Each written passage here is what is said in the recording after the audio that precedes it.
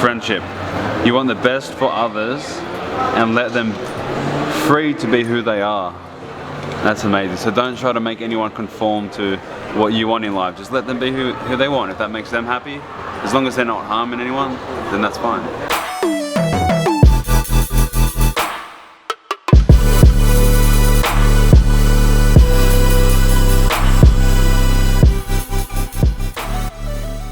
Hey guys, Matthew Lepre here. So recently one of my students reached out to me and they asked me a question that I've been getting like a lot over the past year, and I've actually never made a video on this. And the question is, how do I actually find my passion? Well look, as you already know, I was going to become a dentist. That was an 8-year degree, so I would have studied 8 years and then eventually started working as a dentist. Halfway through that 8 years, that's when I came to a realization that I was doing something that, one, I wasn't even passionate about it. I wasn't even gonna like doing that work. So it's important to actually think about the work that you were doing. I was gonna be a dentist in someone's mouth all day, 40 hours a week. I wouldn't have freedom. But yes, like I would have made what, $100,000 to $150,000 a year. But still, I never really thought about what I would actually be doing and really thought about the enjoyment that I would get from that job. All I was thinking about was, yep, $100,000, $150,000 a year, perfect, I'll be happy. But after reading a few books at that stage of my life, I realized like I was totally wrong. Again, it was hard. Obviously, a lot of people really had aspirations for me to become a dentist, my mum, my family, my friends, but I just realized that I had to do something that I actually enjoyed, okay? But this is when the problem comes in. A lot of people out there, you'll see on YouTube, a lot of like people that you actually look up to, they say, do what you love, and then that will make you money and then you'll be happy. But when I first heard that message, like, it doesn't really make sense, you know, because as a young entrepreneur, all you have on your mind really is just like money and freedom and buying nice things. It's a bit hard when people say, oh, go do your passion. Because me, when I was in that position, I was like, yeah, whatever, I'll just make money and then I'll be happy.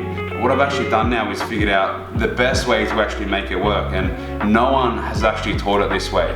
So what I think the best thing to do is start the easiest business you possibly can that has the lowest risk, the highest upside for growth, and then once you can actually automate that business to pay you, let's say $1,000 to $3,000 a week, then you have total freedom. And then when you have total freedom, that's when you can actually truly find out what you're passionate about, because you can automate your whole business, and then that's an extra 40 hours a week. You can try new things every day. You can go become a Buddhist in like some random mountain out there for a year, or you can become a surfer. You can try different things every day, and then when you are trying these things, think about it. How do you actually feel when you're doing these things? Do you love it? Do you wake up every day thinking about it? Are you interested in it?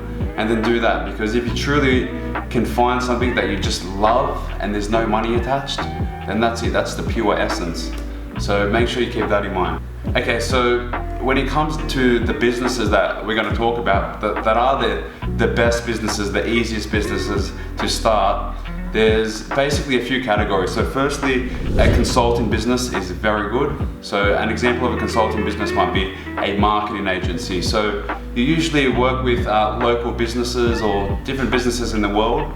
Other than a consulting business, we have an e-commerce business, so selling physical products. Again, amazing. Dropshipping is the best because you can become the middleman and you don't even have to actually buy thousands of dollars of products to start with. So I think dropshipping is great. Another one is selling information products. So selling digital products, again, very low risk, very high upside for growth. And what you notice about all these businesses, they can be done from home with just a laptop. You don't have to go pay all these expensive rents. You don't have to fit out an entire shop. You don't have to pay for all these staff members. When you are deciding what business to start, because most of the time when you do start a business, your first business, the goal is freedom. So start a business that's easy, where you can start making good money within a few months. Start a business that doesn't require much money to start with. Start a business that has a huge upside for you to make a few $100,000 a year just from your room. And once you do start these businesses, again, we put a team in place, we automate the business, and then that's when you have the freedom. And that's it. Once you have freedom, if you want to sleep for a week, go do that. If you want to go to Thailand for a week, do that. And my advice is, when you are starting all these different businesses, so a consulting business, an info product, or an e-commerce business, there's two things that you want to consider. So firstly, consider, are there other competitors out there that are doing similar things? And obviously there's going to be so many competitors, so many people that are successful, and that's who you want to model. But then the other part of it is you want to actually enjoy what you do every day and be passionate about it.